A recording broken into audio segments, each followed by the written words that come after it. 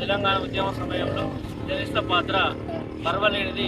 అప్పటి నుండి తెలంగాణ ప్రభుత్వం జర్నలిస్టులకు ఇళ్ల స్థలాలు ఇండ్లు ఇస్తామని హామీ ఇచ్చింది. కానీ ఇప్పుడు ప్రభుత్వం వచ్చి 10 సంవత్సరాలైనప్పటికీ జర్నలిస్టుల హామీ నెరవేరలేదు.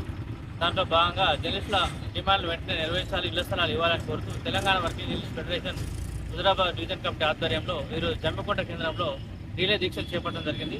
జర్నలిస్టులకు ఇళ్ల స్థలాలు ఇచ్చేంత వరకు ఈ రీలే దీక్షలు కొనసాగుతాయి. జర్నలిస్టుల ఐక్యత వర్ధిల్లాలి, జర్నలిస్టుల ఐక్యత వర్ధిల్లాలి, వర్ధిల్లాలి, జిందాబాద్ జిందాబాద్.